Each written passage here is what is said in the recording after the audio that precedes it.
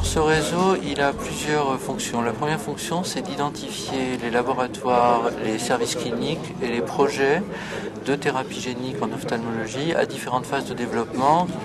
C'est de fédérer les différents acteurs de ces différents domaines et c'est de leur fournir des moyens pour travailler plus efficacement. Donc, très concrètement, dans les 2 ans qui viennent, des essais cliniques vont commencer. Est-ce qu'ils vont avoir des résultats dans ce délai-là? C'est évidemment impossible à prédire, mais ils vont au moins permettre de construire une connaissance qui va être déterminante pour les progrès futurs. Les retombées ne se limitent pas aux maladies rares, elles vont immanquablement se décliner pour beaucoup de maladies qui ne sont pas des maladies génétiques, qui sont des affections fréquentes. Et si on se concentre sur cet exemple de l'œil, c'est la dégénérescence maculaire liée à l'âge, et de la même manière à des maladies liées aux conséquences du diabète, qui sont aussi des problèmes de vascularisation. Ça peut être des gènes, les mêmes gènes ou des gènes différents qui peuvent être utilisés, mais les mêmes outils pour délivrer ces gènes. Et donc ces outils qui auront fait toute la démonstration de leur sécurité et leur efficacité dans ces maladies génétiques rares vont ensuite pouvoir être utilisés beaucoup plus facilement pour ces maladies fréquentes.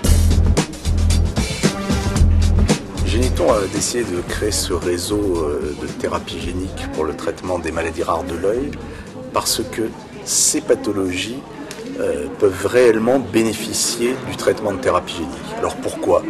Les maladies rares de l'œil conduisent à la cécité et elles sont liées à un défaut génétique.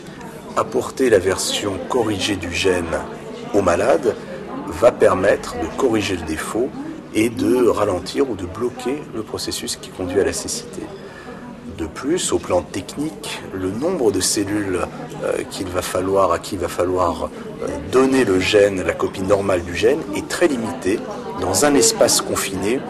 Et on a là, au plan technologique et chirurgical, un cas idéal de traitement par thérapie génique. Il était donc légitime et important que Géniton s'attaque à ces pathologies. Nous sommes donc véritablement un facilitateur et un accélérateur dans ce réseau. Je suis chercheur CNRS, je travaille à l'Institut de la Vision et je m'intéresse à la neuropathie optique héréditaire des levers. Alors cette pathologie implique la destruction brutale du nerf optique. Ceci entraîne une perte de la vision centrale avec un handicap sévère qui s'est produit, tel que je l'ai dit, de manière brutale chez les jeunes ou les moins jeunes, et surtout chez l'homme.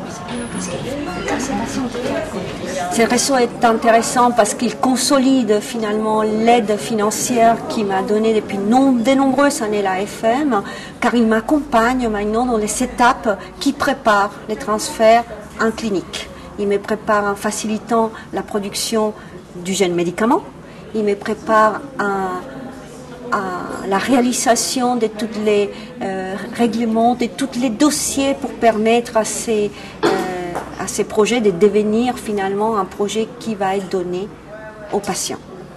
Alors, je suis engagée à double titre dans ce réseau. D'une part parce que je suis clinicienne ophtalmologiste et que je dirige un centre de référence maladies rares qui porte sur la génétique ophtalmologique, donc aux hôpitaux universitaires de Strasbourg. Et actuellement, nous sommes en train de nous mettre en réseau sur toute la France avec les autres centres de référence pour constituer une base de travail qui va nous permettre d'avancer plus rapidement dans la constitution, par exemple, de groupes de patients. Des patients donc que nous essayons de regrouper afin de commencer des essais thérapeutiques. La deuxième raison pour laquelle je suis dans ce groupe de travail, c'est que je dirige un laboratoire de recherche qui a comme thématique de s'intéresser à une maladie rare qui comporte une rétinopathie pigmentaire. Cette maladie rare, c'est le syndrome de Bardet-Biedl. Et là, nous essayons, dans le cadre de notre recherche, de développer une approche thérapeutique par thérapie génique. Et nous avons le soutien de l'AFM et de ce réseau AFM pour ce faire. Jusqu'à présent, il y a bien des recherches dans le monde entier sur les maladies oculaires, qu'elles soient génétiques ou non.